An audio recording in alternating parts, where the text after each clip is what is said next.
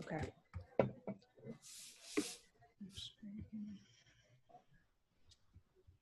Oh, okay. Are we recording? I pledge allegiance to the flag of the United States of America, to the republic for which it stands, one nation, under God, indivisible, for liberty and justice for all.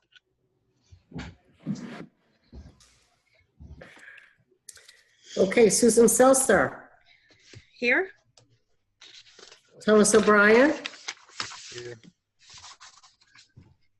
Matthew Buckley, Here.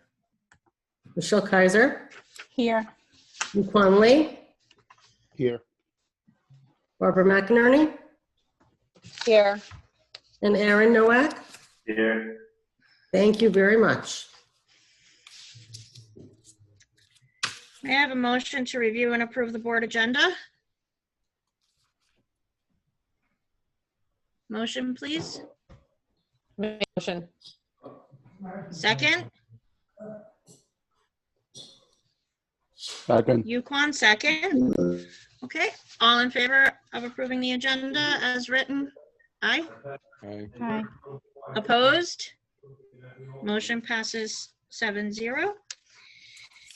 A motion to approve the minutes of October 19th business meeting as presented. Motion, please. Barbara, second. TJ, all in favor? Aye. Opposed? Motion passes 7-0. On to the reports. I just want to thank Diane and Jeffrey. Last month was Principals Month. So thank you for all you do from us. And other than that, I think we'll turn it over to Sarah.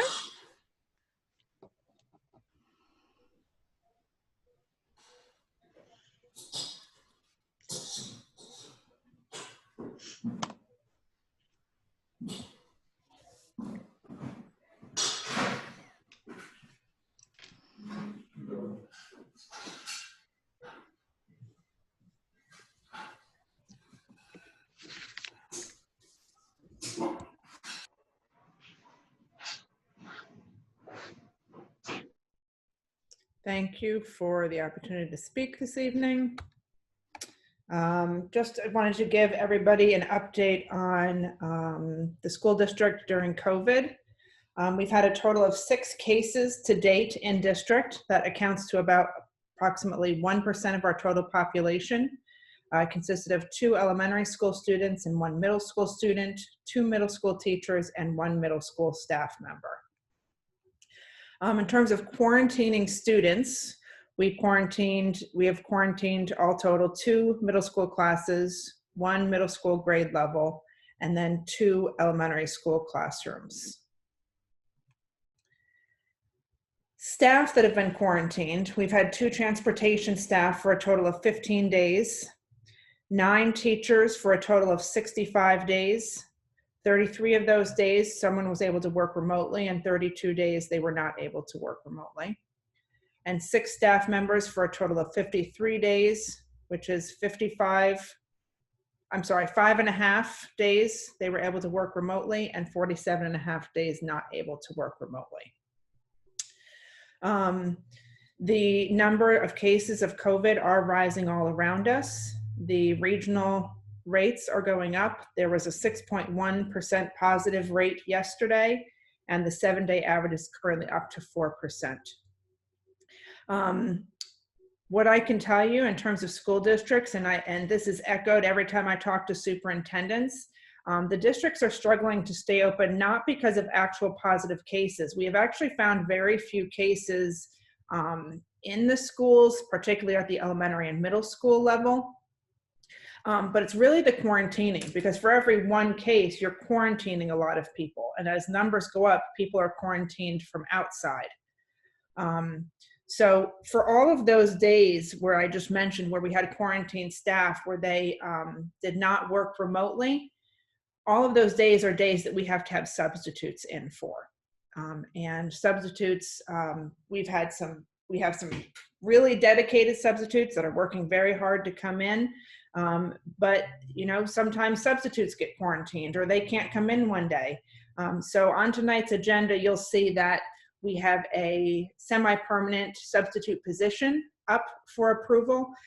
And that's one of the ideas that we had in order to try to combat and try to be able to stay open. Any questions on anything related to COVID or anything before I move on? What was the total number for the county? What did that have to be at for them to force us to close? So the answer was at 4% you could open, at 9% you would have to close, and that in between there was a gray area. So we're not really sure. And that was the answer that we received over the summer. Now with the microcluster strategies, with identifying yellow zones, orange zones, and red zones, they haven't really identified for us how they're exactly making that decisions. So Okay. we're not sure. Okay.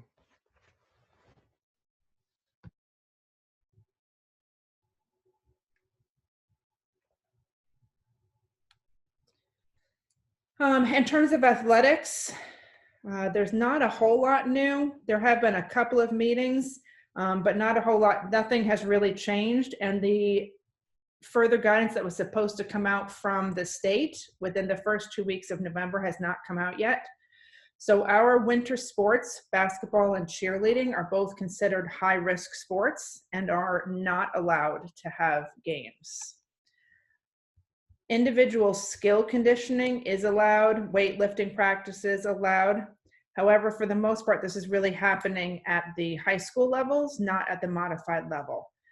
I asked around to the superintendents and no one answered saying they were doing it. I asked our athletic directors to reach out to their counterparts, and only one of their counterparts answered, and they said yes. However, it's because their middle school and high school are tied together and they just have the weight room open after school that is open to 7th through 12th graders, not because they're running a modified program. So because of the rising rates of COVID, we're really working hard not to mix cohorts, et cetera. I have discussed it with the athletic directors, the building admin, and at this point, I do not believe it's prudent to move forward with winter conditioning practices at this time. On March 1st, our fall sports season is set to begin. Our fall sports, we do have several that fall in the low risk to moderate risk category that potentially we'll be able to run. But I would like to visit that in January or February, as I cannot make a decision now for March any more than I could have made a decision in July about December. So we're just going to kind of push that off and discuss the fall sports season, which is set to begin March 1st, and revisit that in either January or February once we know a little bit more. Any questions about sports from the board or comments?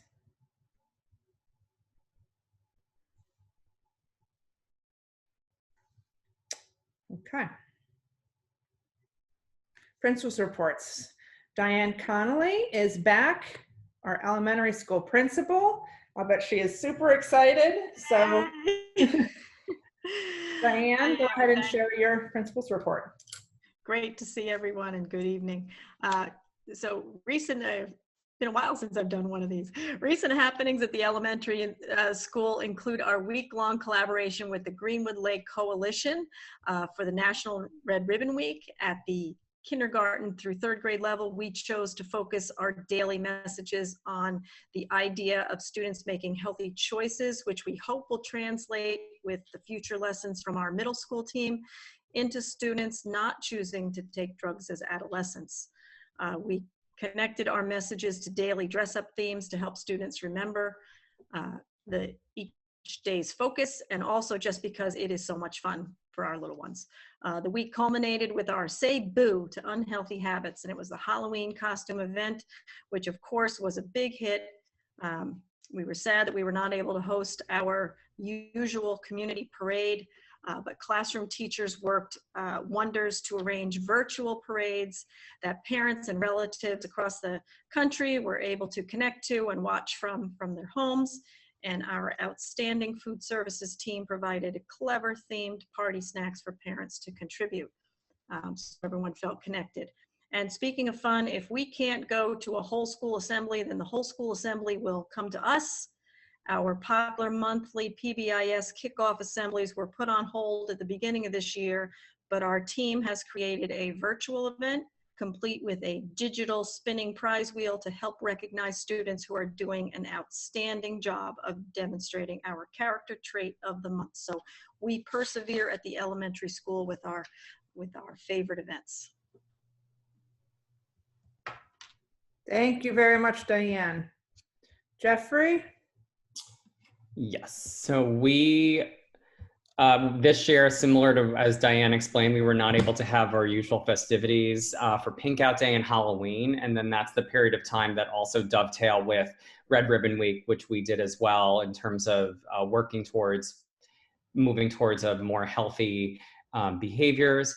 So instead for Pink Out Day and Halloween, we had each classroom vote on the best outfit. We tried that this year. And then we created a survey for each grade level to vote for the pinkest student on each grade level and then the best Halloween costume. We then announced the winners. This year, we also started a new tradition that will continue for years to come of creating a movie of all of the pictures that we shared with students. And we shared that during advisory period at the beginning of the day and then also with parents on Facebook. The second update is that high school choice process is going very smoothly this year, especially considering that it's all been virtual. I've hosted my principal's coffees to discuss the process, and then Warwick and Chester have also hosted their parent sessions and their student sessions. So high school choice selection forms are due Monday, December 14th. So we're going to send email reminder to parents for those for whom we don't have them yet, and then we'll start making phone calls in mid-December. Thank you very much, Jeffrey. Okay.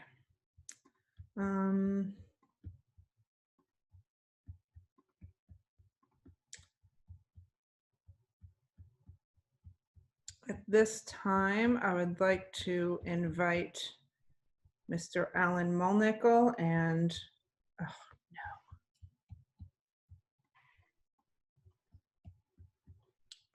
our Assistant Superintendent, Miss LaRoe, to do a presentation on our food services department.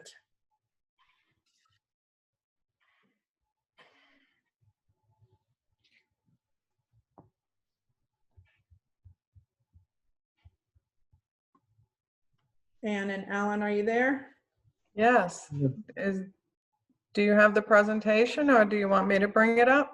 It should be up on your screen right now in front of you. The gray box. Okay. It's not a gray box on my screen. Hold on.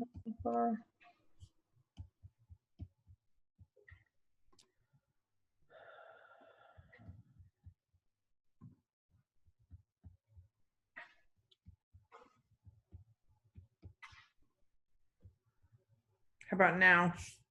No? No. Okay.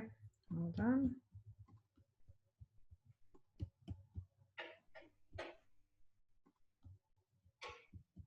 Yes. Now? Yes. Okay. It was because it was not saved as a Google Slides presentation. We have to remember that. Okay. Okay. So I'm joined tonight by Al, our food service director, to talk about the in-district and remote food service program. One of the biggest highlights is the current food service program, which permits the district to serve breakfast and lunch to students free, has been extended to June 30th, 2021. So we're excited about that. It makes life a whole lot easier. The program is called the Summer Food Service Program. Kind of a misnomer. It's meant to be served when school is out of session. In the past, I've served in parks, churches, YMCAs, but the federal government is using it as a vehicle to allow us to serve everyone free for the school year. But being that it was meant to be an out-of-school program, there are different calorie and meal component restrictions. It's still run by or funded by the federal government and run by the State Education Department of New York State, which has struggled a little bit with all these changes that have been going on since March. In fact, we just filed September's claims in November. We haven't seen the money yet. And we're one of the lucky districts because a lot of my contemporaries haven't even gotten the ability to file their claims yet. So luckily for us, at least our money is in the pipeline and not waiting. So the total federal and state reimbursement rates came out, and then we joined the current summer food program, and they're actually 16 and 18% higher than we had expected. So the rates for breakfast are $2.43, and the rates for lunch are $4.32.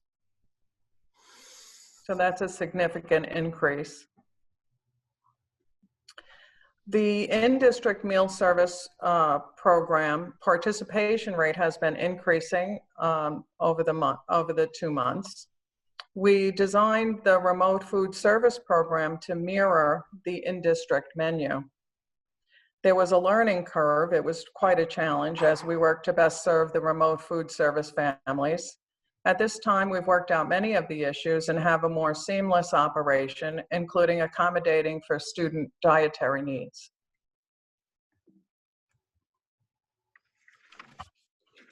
Expenditures have increased as we've purchased new equipment to serve meals in the classrooms, thermos bags, coolers, and carts to bring the food upstairs and around the buildings to the students.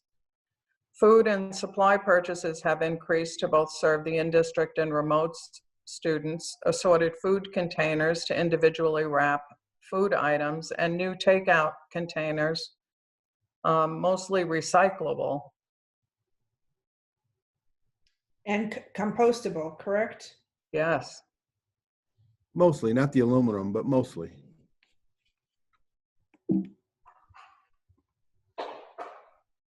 Now, to use that equipment or all those new products, we found it takes more time for our people to actually pack the meals, get them ready, and get them to the classrooms, which has impacted our budget by increasing some of our hours for our part-time staff.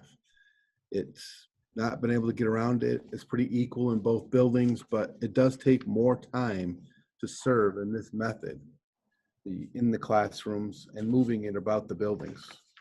Although I will say our staff have learned more of the buildings than some of them have seen in 10, 15 years. But that's a good thing. It's a very good thing.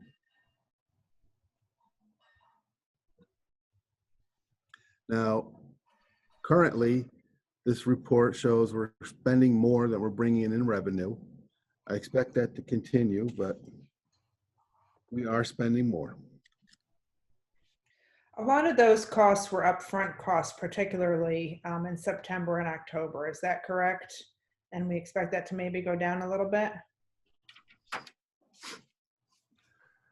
Well, I sure hate that. No? I would love to.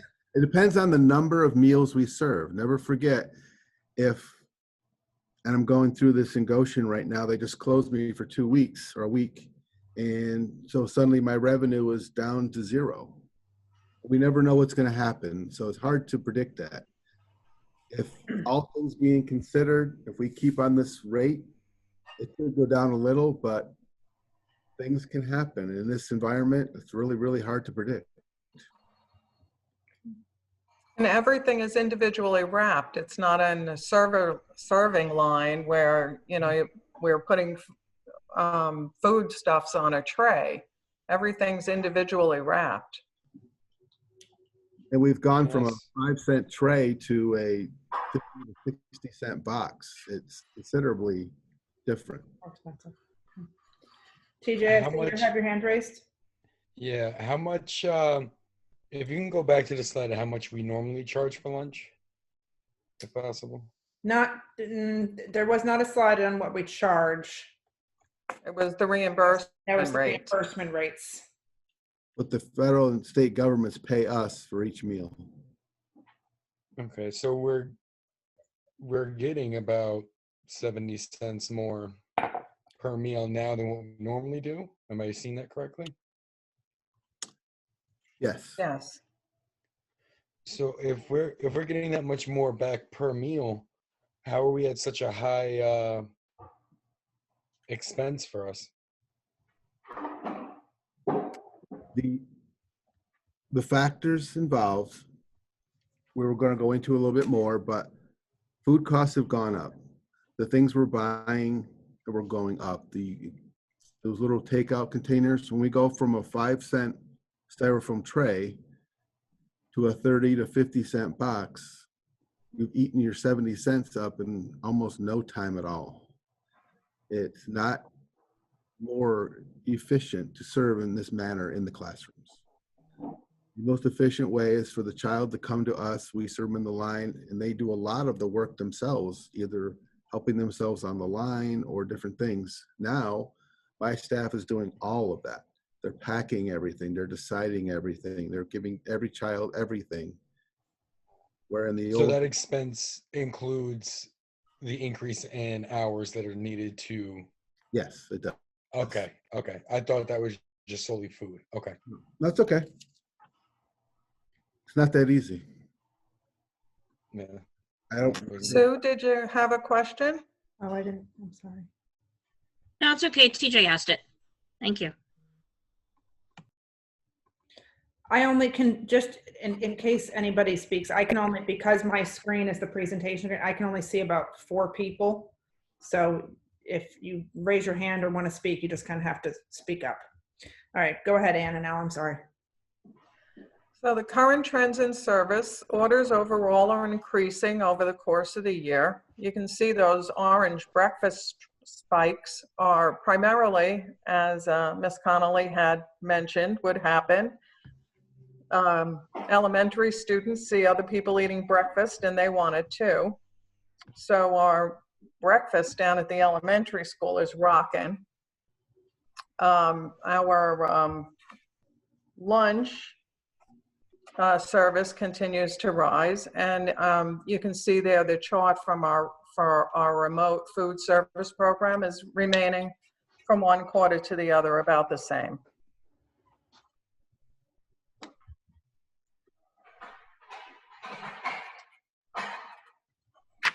I have a question. Matt? Does the cost of bringing food to remote or to wherever else, is that one of the bigger expenses compared to like normal times? Or is it just like the packing of everything and like the manpower that way? I'm sorry, I didn't really. As far as You mean the as delivery? far as getting food and bringing it to houses and remote learners, is that a big expense? Or is the expense mostly, getting the food and, packaging it and putting it on the cart and bringing it to the classrooms? I'm just trying to wonder where the big expense really is. If we have money at the end of the year, the district can charge us back for those bus drivers' salaries and things. But at this point, it hasn't been accrued to my budget. So it's not included in it at all right now. So Right, so that's not even part of the loss as of right now. as of right now. Okay. Are we having to buy different foods that is more easily packaged or individually packaged to go to remote learners? And does that cost more than mass Yes. buying things that don't need to be individually wrapped? Mm-hmm. So that would be part of it, but the actual delivery part is not in this, is not in our numbers right now. Correct. can somebody catch Matt and Aaron up on what our normal budget is and whether or not we're going over our normal budget? Our cafeteria is not self-sufficient. I don't know if they're aware. Oh, so it never was? In the, No, it's in the not. black It's until not like you we're move it? suddenly in the red. We always have a budget transfer into the cafeteria, into food service. So Gotcha. Anne or Sarah, you want to fill them in? And do you know about how much we transfer each year at the end of the year? Ballpark does not need to be. I know you don't like ballparks, but Well, Al may know the number, but I think it's about $100,000. 100 to 110, depends on the year. so that's money that we normally at the end of the year have to transfer into the cafeteria account just to make it even. Correct. It's hard to run a cafeteria program in the black without a high school. High schools are where you have all the vending machines, all the after-school activities, all the additional food items that you can sell at the high school level that you can't sell. at the Yeah, local and level. high schools are generally very much a cash cow for the food service program. That's really hurting me in other places right now because there is no revenue. So we're normal compared to other school districts as far as a loss for K through 8, you know, normally. Yes. Thank you. So meals compared to last year, the per day averages for breakfast are almost doubled. Last year we were serving about 9% of the students. This year about 21%. Lunch orders are catching up, but they're actually per population, we're serving about 43% of the students.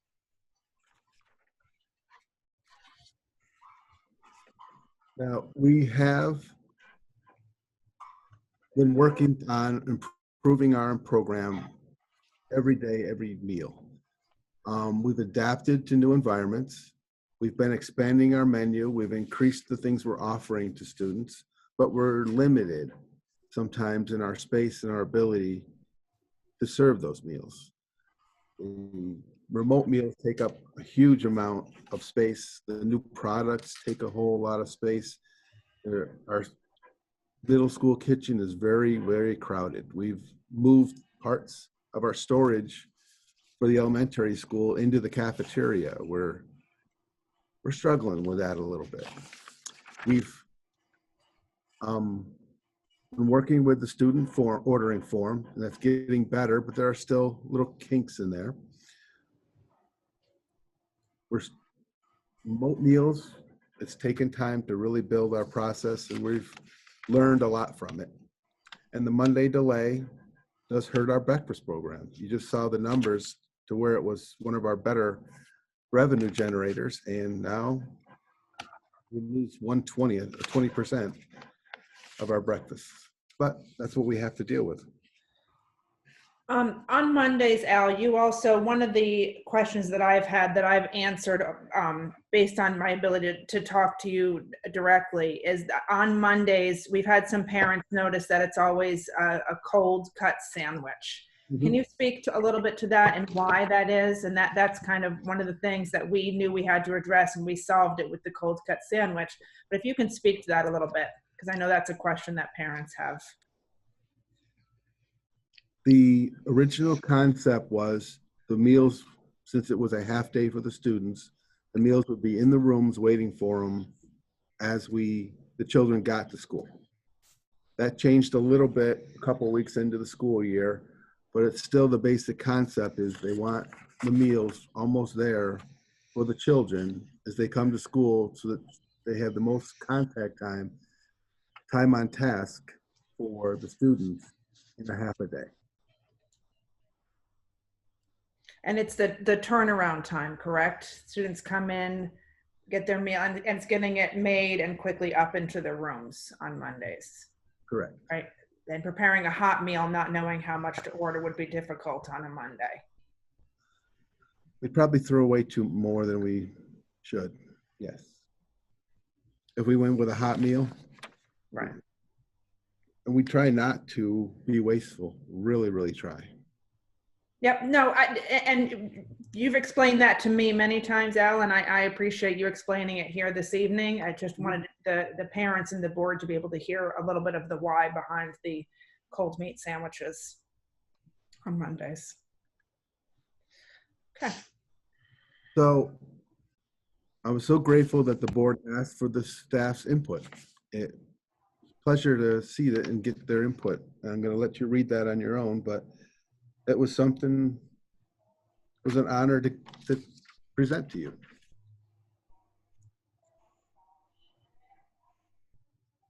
So the staff commented, "I'm so grateful for our team. They jumped in and worked tirelessly, nervous, unsure, but going with the flow, working together, standing strong, positive, and staying healthy. So far, so good. We had some minor issues in the beginning as far as what works better for distributing different food items to the class. We changed our breakfast time to accommodate teachers with their learning plans. In our opinion, we've worked out the glitches and things have been running smoothly. We understand that things can change as the school year goes by, so we will continue to do our best to accommodate and feed our students. This year was filled with many challenges, but as a team, we all came together and got the job done. I enjoy feeding the students each day and seeing smiles on their face. I am happy to do my part to help.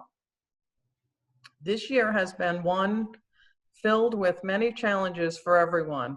It has definitely been a learning curve for all staff, including the kitchen.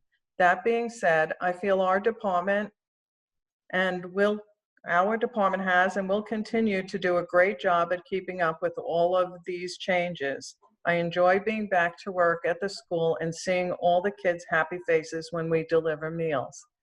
And lastly, our teamwork and determination had made us all appreciate how hard we are all working, and our bond is stronger. We got some neat staff going there. What parents are saying: my son is loving all his lunches, and my husband loves the idea of ordering Halloween treats and birthday treats through you. Thank you for all you do, from Mrs. B and her students in district. It's great. Kids are enjoying making their meals themselves, freezing juices, even getting creative with the menu, making lettuce and tomato sandwiches instead of putting the lettuce and tomato on the burger. That's from Mrs. M, and her children are remote. Everything has been great. Plenty of food, said Mrs. B, and her children are remote.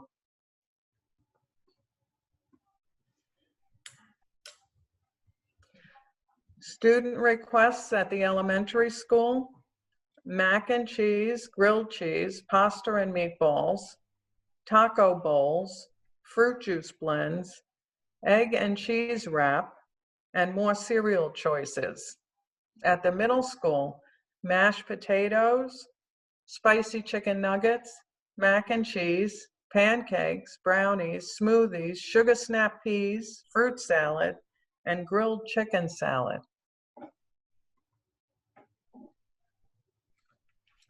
Now, you'll notice for December, we've already implemented some of the things they've asked for: the pancakes, the grilled cheese, the pasta and meatballs. I'm glad to put it on there. I enjoy serving that meal, but kind of really was hesitant to bring that into the classroom. But if they want it, we'll do it. All we can do is try and see what happens, right? That's right. Now, the seasonal parties was a great idea, and glad to be doing it. But due to COVID, we're not bringing outside food in. We wanted students to have the opportunity to party because they enjoy the holidays. We started with Halloween, and again, we learned from it. It was a big hit, and we're changing our pricing from what we've learned, and we're growing and making it better. Yep, and we just rolled out the Thanksgiving menu at the elementary school, the Thanksgiving feast. Thank you. And any other questions from the board? I had a couple of questions. Sure. The are we running off of the summer program now? Like you said, the Yeah. restrictions are different. Correct. What are the differences in the restrictions between during the school year and outside of school? So there's different calorie restrictions, which the student might not even notice. But it gives us a little more food we can give them. The vegetables and fruits are a 6-ounce portion versus the minimum of a half a cup. The revenue is obviously different. Some of the other things are more nuanced, but we don't have to serve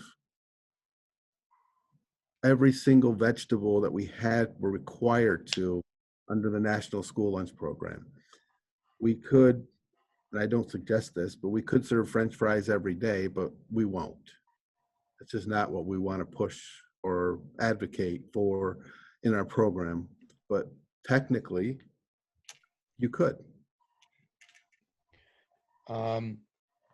If we're able to offer larger meals, have we been giving larger meals? Yes.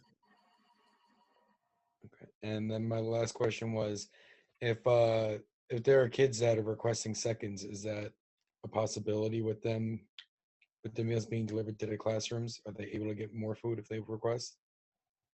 Not under these regulations. You can't double up on an entree or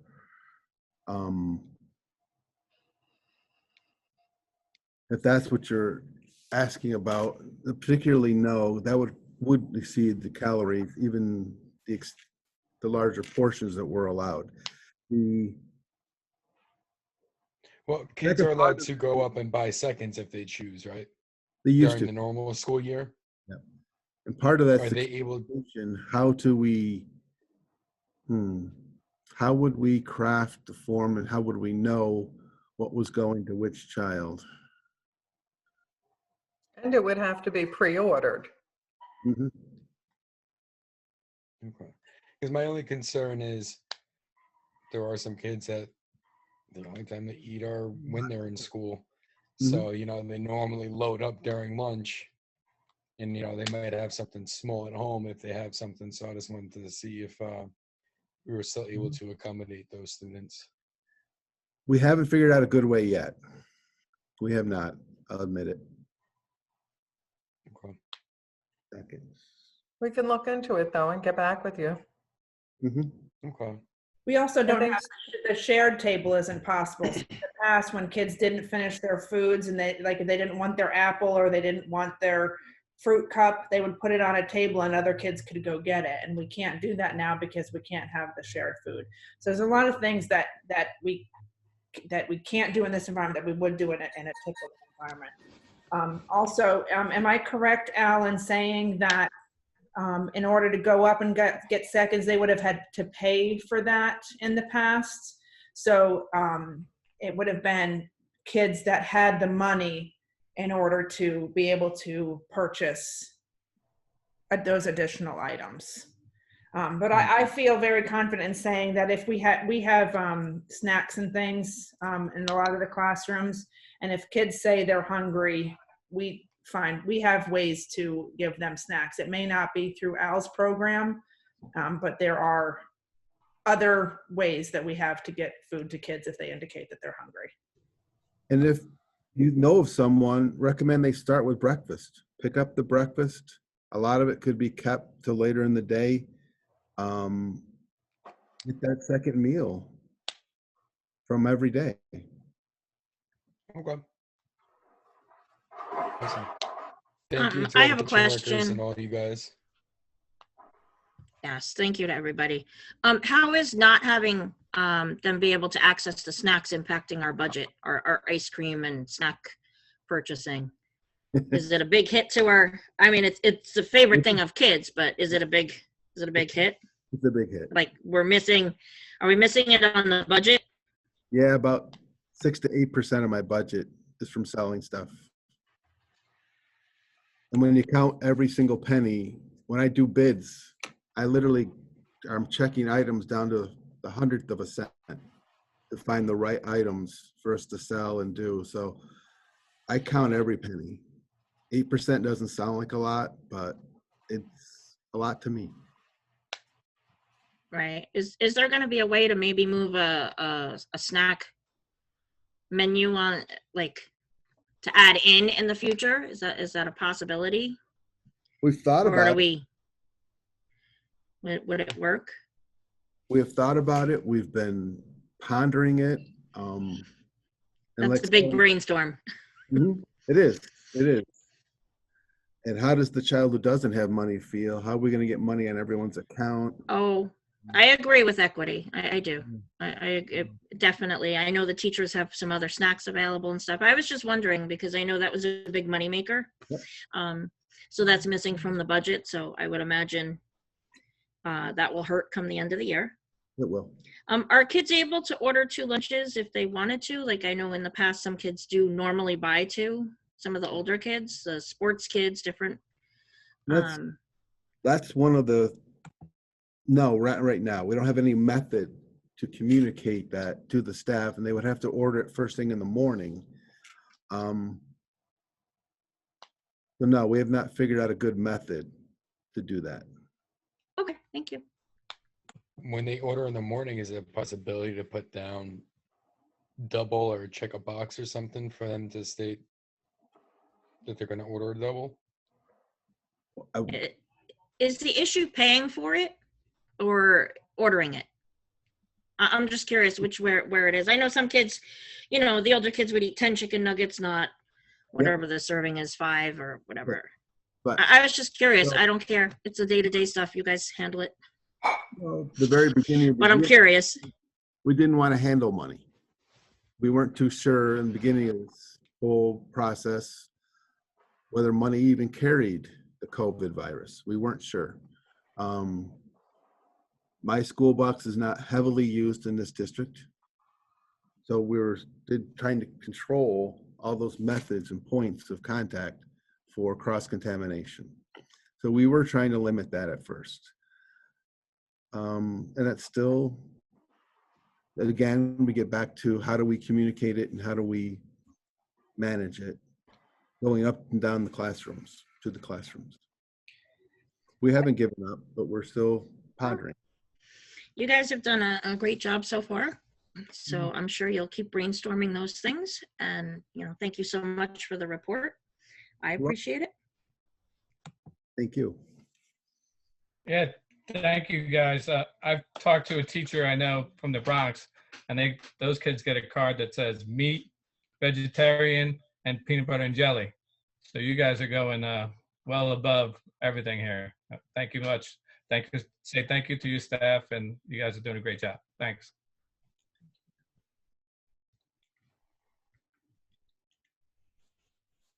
Awesome. Thank you, Ann. Thank you, Al. And that is the end of my presentation for this evening. Okay.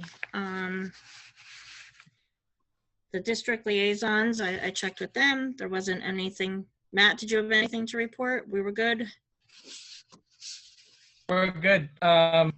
Just, they had that business meeting and 19 of the recommended resolutions passed, 8 did not out of the 27. And they're trying to fight for that 20% that we don't lose because a lot of these districts are getting crushed. That's about it. Thank you, Matt. He's our NISBA liaison, so he's now in charge of legislation. Matt's on it.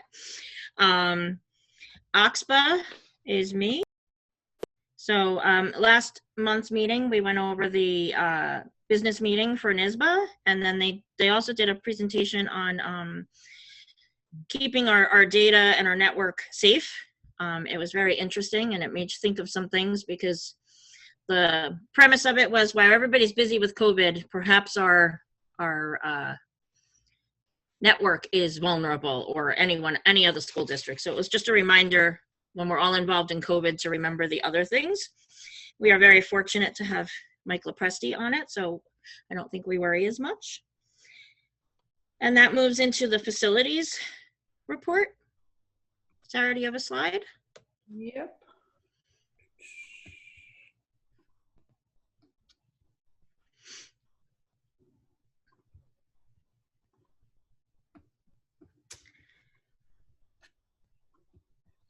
So the MERV 13 filters, the middle school is now complete and has MERV 13s in all of the HVAC units in all of the classrooms.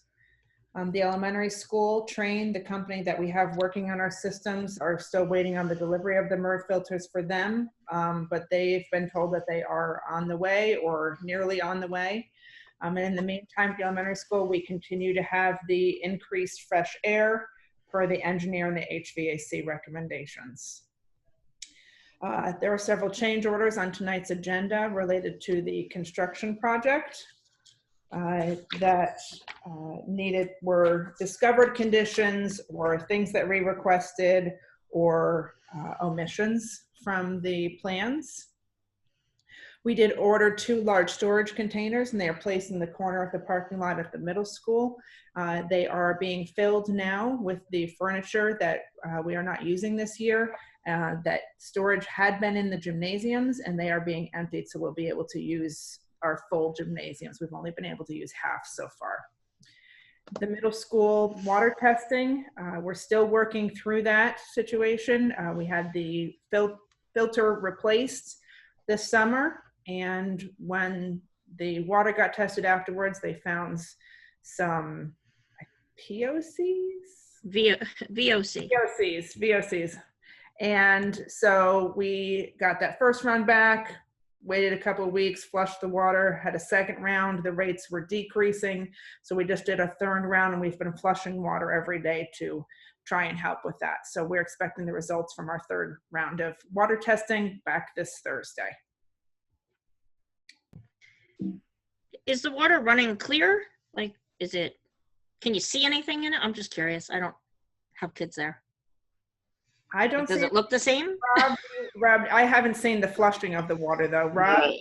The water looks terrific. We're still going through a water softener and a filtration system. It looks better than it ever did. Thank you, Rob. Okay. Oh, policy committee update. Does Matt or Barbara wanna jump in on that one? It's the 4,000 section. We're in review of our policy book. And we did 1 meeting so far, and we have 2 more meetings scheduled to finish this book up. And I think hopefully we can get it on for a first reading of the 4,000 section soon for maybe our next board meeting, or January, definitely. So we canceled our last meeting, right? We have one this Thursday.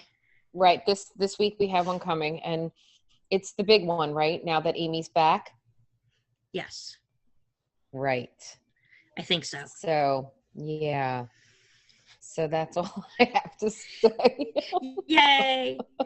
To anybody out there, we all have to read every policy in order to have this meeting. Matt and Barbara have joined the policy committee this year, and they got to see firsthand how big the book is. So it's been a fun adventure. Okay. But we did wait for you, Amy, so you know. We waited. Mm-hmm. Yes, we're waiting. We're waiting. I appreciate that. Thank you. That whole big section is all you. I've gone through that big section. I'm ready. I'm sure. That is the fakest I appreciate you waiting I've ever heard. True. I actually said if I needed to come, I would have done it. And Sarah's like, you're not doing it at the hospital. Forget it. So. No, we weren't allowing that. All right, PTSA liaison report. I think Tracy's on here. Yes, hi, thank you. Hi, Tracy. Hi. This month, our pumpkin carving contest went very well. We had over 20 entries.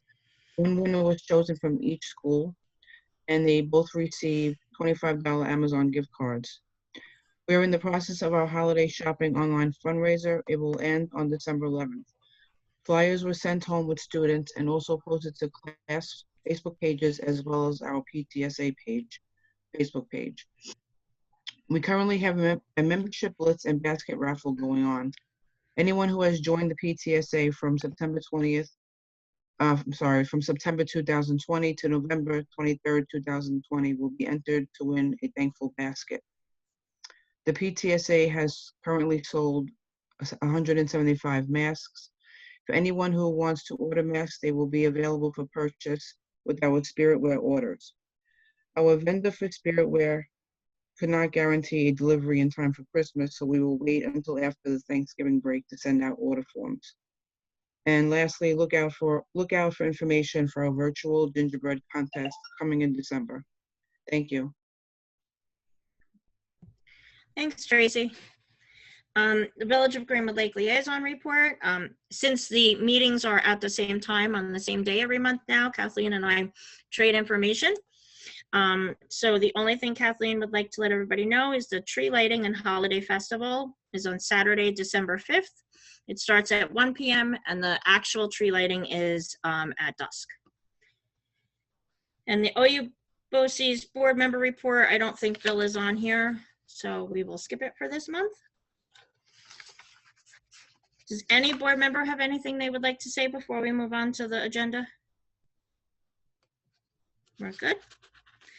Okay, privilege of the floor. If there's anybody that would like to speak, please limit to 3 minutes to say your name.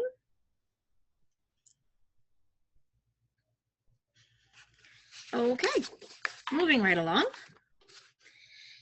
May I have a motion for 7.1 to approve the October 2020 financial reports and warrants as presented? Barbara, Aaron, a second, thank you. Any discussion on this? All in favor? Aye. Opposed? Motion passes 7-0. A motion to adopt the 2020-2021 budget preparation calendar as presented. Motion. Barbara, second. Michelle. Any discussion? Everybody's okay with the dates? Okay, all in favor? Opposed? Motion passes 7-0. A motion to authorize board president and superintendent of schools as signers of the district variance application as presented. Motion, Barbara. Second, TJ. Any discussion? All in favor? Opposed? Motion carries 7-0. A motion to approve the elementary and middle school security vestibule and main office renovation change order as presented. A motion, please.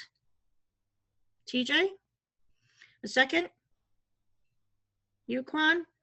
Is there any discussion on this? Do you guys What's have the any change? What's the change? Okay. Sarah, did you want to do it, or TJ from facilities? Anybody from facilities want to go over them? Or I will? Yeah, This no, is I just, can. Are we on 7.4 or 7.5? My apologies. 7.4.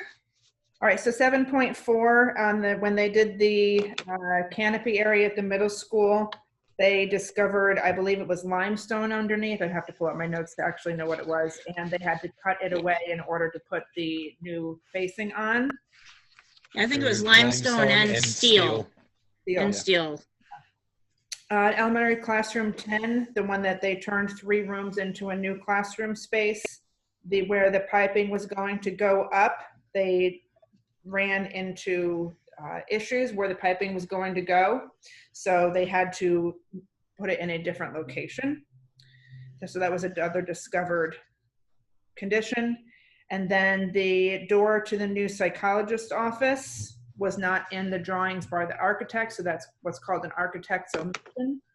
And so but they still had to build the door. So it wasn't in what they bid, but we did need a door to that space from the hallway. So they had to build it. Okay. Any other questions, discussion? Okay, all in favor? Opposed? Motion carries 7-0. Now, A motion to approve elementary and middle school security vestibule and main office renovation change order as presented. Can I have the motion? Aaron, TJ second. Discussion. Sarah, you want to take this one too? Sure. So the card on the exterior of each of the buildings, we have card readers that go on so that we can get in the building even when it's locked. Any employee can that has an ID, or a board member, if you're certain board members anyway. But I think we fixed Not me. I don't think any of us have that. Oh, okay. So we turned TJ's off. It was not in the plans to put them back on the new exterior, so we did need them to be put back on. So the electrician had to put those back on the exterior of the building. And the elementary school bathroom, there was a light that was taken down, but there was no light scheduled to be put back into that space. So we had that was another architect's omission. So we did need a bathroom light installed in the bathroom so the kids had light when they went in there. And then the middle school conference table wiring was something that we requested, and that was the new conference room in the middle school. I wanted electrical plugs in the middle of the table, because in today's world, everyone comes to a conference or a meeting and has their computers, and we didn't want the tripping hazard of wires being outside from the table all around the room. So people will now be able to plug into the middle of the table. So that one was our request. Okay. Any questions? Any other further discussion on it? All right. All in favor? Opposed? Motion carries 7-0. A motion to approve the SMOA between the district and Greenwood Lake Teachers Association for curriculum leaders as presented. A motion, please. Yuquan, Michelle, the second. Is there any discussion on this? Okay. All in favor? Opposed? Motion carries 7-0. Motion to approve the elementary and middle school clubs and club advisors as presented. A motion, please. Yuquan. Second. TJ. Any discussion? All in favor? Opposed? Motion carries 7-0. A motion to accept with regret the resignation of Mary Ardley as school bus monitor as presented, and I know she will be missed in transportation. Can I have a motion, please? TJ? A second? Aaron. All in favor? Opposed? We thank Mary for her many years with us and wish her well. A motion to extend the leave replacement appointment of Cynthia Frinfrock as presented. Motion? Matt? Second? TJ? Any discussion? All in favor? Opposed? Motion carries 7-0.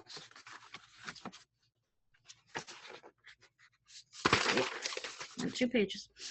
A motion to revoke October 19th personnel agenda item number 11.12 as presented. A motion, please. Barbara, a second for TJ. Is there any discussion? Okay, all in favor? Opposed? Motion carries 7-0. A motion to appoint bus monitor Ariel Vidu as presented. Motion, please. Michelle, a second. TJ? All in favor? Opposed? So can I ask a question? Sure. Sarah, the email that you just sent about Cynthia Finfrock? Yep, so that she just finished up a leave replacement for a teacher at the elementary school. Uh-huh. So that is that one. The other thing that we were going to appoint her to, we took her off of. But this, Okay, okay, she's been working Thank the you. last couple of weeks. We had to extend that leave replacement that she did. okay. Thank you. Okay, any other questions? All right, all in favor? Opposed? Motion carries. A motion to appoint certified permanent daily sub Deirdre Dowdy as presented. And the dates are November 17th through December 23rd. Motion, please. TJ, a second. Aaron, any discussion? Yeah, what's the difference? What's the difference? Like, so we're appointing a daily sub versus. She will report, right. I believe it's so that she'll report every day. So we have a certified sub. Sarah, you want to expand? Yep. So we spoke to Miss Dowdy, and she had done a leave replacement at the beginning of the year at our middle school in English language arts and did a spectacular job. And as I had discussed earlier in the evening, with all of the quarantine periods, we've really struggled to find subs and certified subs especially. So by appointing Miss Dowdy, that will ensure us a certified substitute teacher in the buildings at all times so that we can use her, so that if a teacher needs to go out on quarantine for 2 weeks or go out somewhere, that we can put a certified teacher into that classroom to cover the classroom while the teacher's out. And this is different than a leave replacement that would be hired. Typically, if someone would know that they were going to be out for 6 or 8 weeks straight for a medical reason, let's just say, that's when we hire a leave replacement position. Okay, thank you. Any other questions for Sarah on that? Okay, all in favor of approving this? Opposed? Motion carries 7-0. A motion to appoint Kimberly Acosta and Sarah Schurman as substitute nurse as presented. Motion, please. Barbara, second, Yuquan. Any discussion? Okay, all in favor? Opposed? Motion carries 7-0. A motion to appoint certified substitute teacher Rachel Berg as presented. Motion, please. Michelle, a second, Barbara. Any discussion? All in favor? Opposed? Motion carries 7-0. A motion to appoint non-certified substitute teachers Kimberly Acosta, Tracy Broda, Ariel Gibbons, and Audrey Heron as presented. A motion, please. Yukon. Barbara for a second. Any discussion? Okay, all in favor? Opposed? Motion carries 7-0. A motion to appoint Kimberly Harrell as substitute bus monitor as presented. This goes back retro to September 8th. A motion, please. Barbara, a second, please. TJ, any discussion? All in favor? Opposed? Motion carries 7-0. A motion to accept the CPSE and CSE recommendations as presented. Motion. Barbara, a second. Michelle. All in favor? Opposed? Motion carries 7-0. Now we are going to head into executive session in a minute. But first, we are going to remind everybody that our next meeting will take place on Monday, December 14th via Zoom. And everyone have a nice holiday. Thank you for joining us. No action will be taken after the meeting, after we come back from executive session. So may I have a motion to enter into executive session for the reasons of collective negotiations under the Taylor Law with Transportation Unit, Custodial Unit, and Greenwood Lake Teachers Association? May I have that motion, please? Barbara, and a second, Erin. All in favor? Opposed? Motion carries 7-0. We are entering into executive session now at 8:09. Thank you, everybody.